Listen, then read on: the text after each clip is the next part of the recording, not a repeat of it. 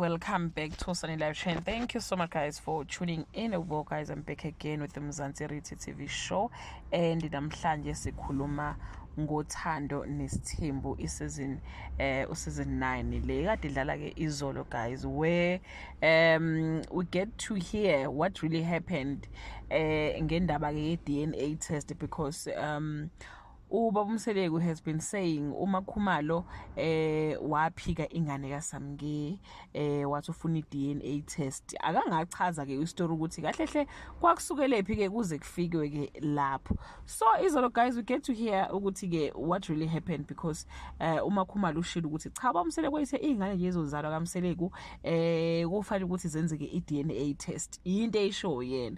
Then ke mangabe sebebuza ke uMakhumalo ukuthi hawo wawuthe zonke ingane ezalwa like haya uzokwenza ama DNA test manje sekushintshe kuphi. Wathi ke yena bengaza yenza iDNA test to please uMakhumalo, umuntu angayenza iDNA test amnike uMacele, ngoba uMacele ke uyamsupporta, oMakhumalo ke abamsupport. Niyabona guys ukuthi besuka kuphi story se DNA test. It not like uMakhumalo wavela suka nje angikholwa ukuthi ingane yakho kwathini, and uMseleko usebeka sengazi ukuthi uMakhumalo akamfuna uSamke uyaqoma kwathini. Uthi uMakhumalo izinto ezayikhulunywa ku social media naye uMseleko wekhuluma ngazi ukuthi izinto abantu abayibhalayo on social media ngoSamke.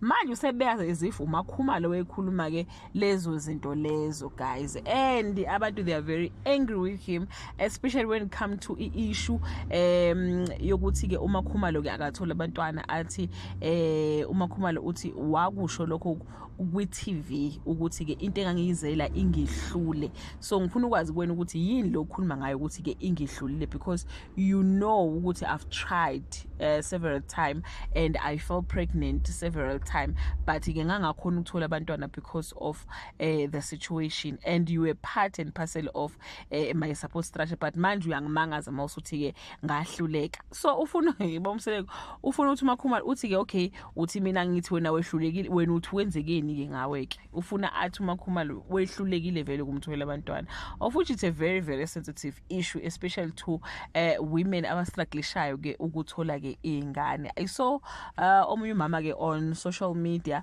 ekhuluma ngendaba ukuthi ke if ngampela uhamba ijourney ye infertility, you really need the support from your partner, but ke bomseleka akusikhona lokho ke akwenzayo. Nake ama comment ke ngwabona la abantu bekhuluma ngawo le ndaba, uthi ke maybe I'm dululu but I don't want them to be fine. Makhumalo deserves better. Usile lo baba at this point.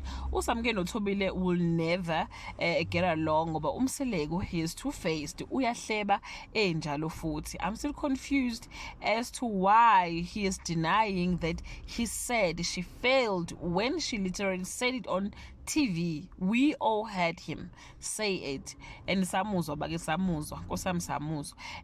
No wonder umayeni emrecorda lo baba khona ezoyeka ukusa.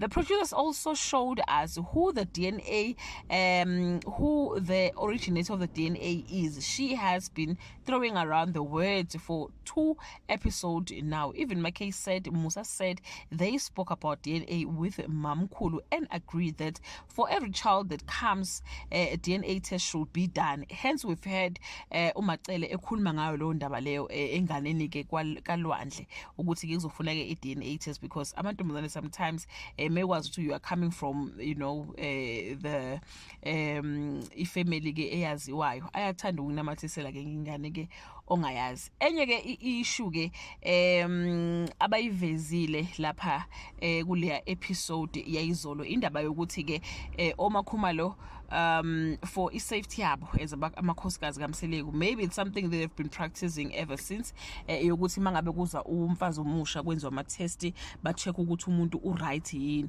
So uMseleko is taking that as if they are taking uSamke ukuthi uSamke bengayiphethe kahle, maybe she might be sick and uzobenza bagule bonke, but it's within their right ukuthi bafune ukwazi ukuthi ke i-status sika Samke ke sikuphi. Like kukona konke lo, guys, mina I think bomseleko lento yokuthi uMakhumalo imali akasamniki yona iyamhlanyisa ngampela, ngoba iyona yonke lento ezala yonke lento le. But futhi iqaleni uMakhumalo wevele vele bheda ukuthi nje athathe imali yakhe athi uzonika amakhosi kaMseleko. Hi guys, that brings us to the end of the